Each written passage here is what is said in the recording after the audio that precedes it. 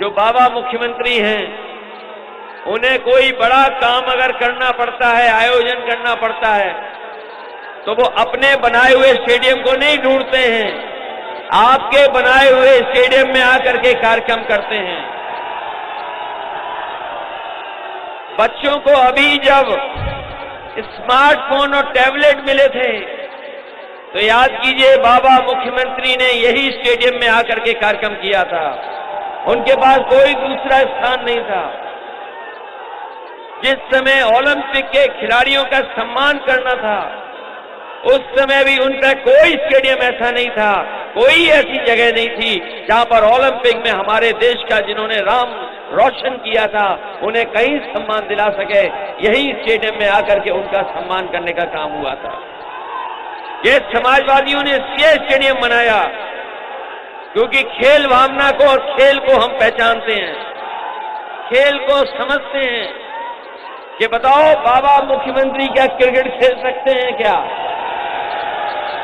बताओ बाबा मुख्यमंत्री क्या बॉलिंग कर सकते हैं? क्या बाबा मुख्यमंत्री बैटिंग कर सकते हैं? क्या बाबा मुख्यमंत्री विकेट कीपर बन करके बॉल पकड़ सकते हैं?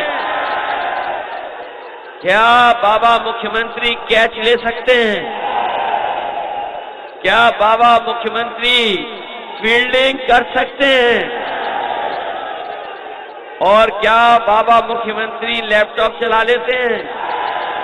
क्या बाबा मुख्यमंत्री टैबलेट चला पाएंगे? और पता लगा है कि जहां लैपटॉप नहीं चला पाते हैं, वहीं वो स्मार्टफोन भी नहीं चला पाते हैं। इसलिए हम आपसे निवेदन करना चाहते हैं कि अगर उत्तर प्रदेश को खुशहाली के रास्ते पे ले जाना है, तो योग्य सरकार बनेगी, तभी जाकर के उत्तर प्रदेश खुशहाली के रास्ते पे जाएगा।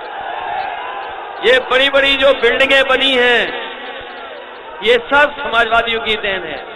ये दाईं तरफ जो डॉक्टर राम मनोहर लोहिया अधिकारियों के लिए ट्रेनिंग इंस्टीट्यूट बन रहा था, ये भी समाजवादी सरकार की देन है। जो ऊंची ऊंची बिल्डिंग दाईं तरफ दिखाई दे रही हैं, ये भी समाजवादियों की देन है। ये जो टेढ़े आपको स्ट्रीट लाइट के खंभे दिखाई दे रहे हैं, ये भी समाजवादियों के हैं। डायल 100 भी समाजवादियों का है। जो बड़ा सा एक पुलिस हेडक्वार्टर बना है, जो समाजवादी सरकार में बना था, देश के डीजीपी आए थे, वो कह के गए थे कि इससे आधुनिक और एक जगह बैठ करके कानून व्यवस्था को ठीक रखने के लिए अधिकारियों की बैठने की कोई जगह नहीं है, ऐसी जो उत्तर प्रदेश में समाजवादियों ने बना करके दी है। यही नहीं, अस्पताल बनना था लोहिया इंस्टीट्यूट का, वो भी आधा अधूरा पड़ा हुआ है। एक स्कूल बना है संस्कृति, ये दिल्ली वाले जानते होंगे, जो दिल्ली में कभी कभी जाते होंगे एडमिशन कराने के लिए। देश का दिल्ली में ऐसा संस्कृति स्कूल है, आप किसकी भी सिफारिश करा लो, आपको एडमिशन नहीं मिल सकता है। अगर ये इंस्टीट्यूशन बन जाता, ये संस्था बन जाती, तो यहां भी बच्चों को पढ़ने का मौका मिल जाता, लेकिन बाबा मुख्यमंत्री ने इसको बनने का काम नहीं दिया। ये केवल विकास के दुश्मन नहीं है, ये अल्पसंख्यकों के भी दुश्मन हैं। और ये बात मैं इसलिए कहता हूं, अल्पसंख्यकों के दुश्मन, जिस समय ये सरकार में आए, पूरे दिल्ली की लोकसभा में और उत्तर प्रदेश की विधानसभा में बैठने के लिए एंग्लो इंडियन लोगों के लिए रिजर्वेशन था। उस रिजर्वेशन को अगर किसी ने खत्म किया है, तो ये भारतीय जनता पार्टी ने है। किसानों के आंदोलन को लेकर के कितने हमारे सिख भाई जो आंदोलन में गए थे, कितना अन्याय हुआ। सड़कों पे कीलें लगा दी गई, बोल्डर लगा दिए गए, गड्ढे खोद दिए गए। 600-700 हमारे सिख भाई जो किसान थे, किसानों की जान चली गई, शहीद हो गए। और अब केवल अपनी वाहवाही के नाम पर छापे मारे जा रहे हैं।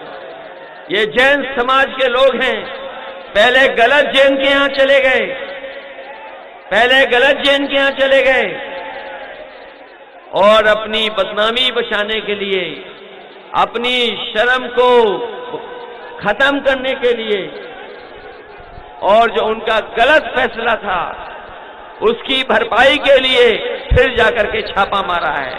और छापा इसलिए मार रहे हैं क्योंकि वो अल्पसंख्यक समाज के आते हैं। वो ज्यादा से ज्यादा आबादी में 50 लाख होंगे, लेकिन ये भारतीय जनता पार्टी के लोग नहीं चाहते हैं कि 50 लाख आबादी के लोग भी तरक्की और खुशहाली करें। तमाम वो लोग हैं जिनकी 100 साल से फर्म चल रही है, क्योंकि भारतीय जनता पार्टी को कुछ न कुछ साबित करना है, क्योंकि कानपुर में जो पैसा निकला वो भारतीय जनता पार्टी का था, जो दीवालों से निकला वो पैसा भारतीय जनता पार्टी का था, और जो गिना गया पैसा वो भी भारतीय जनता पार्टी का था। अगर कोई बदनामी से और कोई गलत फैसले को सही फैसला बनाने के लिए जबरदस्ती समाजवादियों के ऊपर ये उंगली उठाने का काम कर रहे हैं, ये कम से कम आधुनिक और एक उदाहरण दिया समाजवादियों ने कि विकास भविष्य में कैसा हो, और अगर भविष्य में भी हमें विकास करने का मौका मिलेगा तो विकास हम इसलिए करना चाहते हैं जिससे कि हमारे नौजवानों को नौकरी और रोजगार मिल जाए और तरक्की और खुशहाली के रास्ते पे चले जाएं।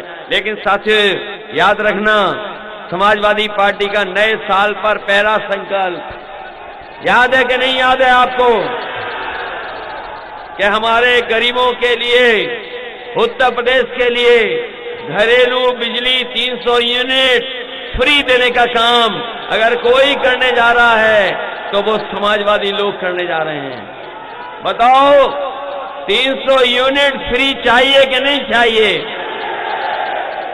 जहां 300 यूनिट फ्री दे रहे हैं वहीं अपने किसानों की सिंचाई भी मुफ्त करने जा रहे हैं, क्योंकि किसान वो है जो हमारी अर्थव्यवस्था की रीढ़ है। जब सब कुछ बंद था महामारी में, कोरोना के समय जब सब कुछ बंद था, हर चीज में ताले लग गए थे, अगर कोई हमारी अर्थव्यवस्था को बचा रहा था तो वो हमारा किसान था। उस बीमारी के समय भी खेत में काम कर करके उसने हमारे पेटों को भरने के लिए तमाम काम किए। उस किसान का हम धन्यवाद देते हैं।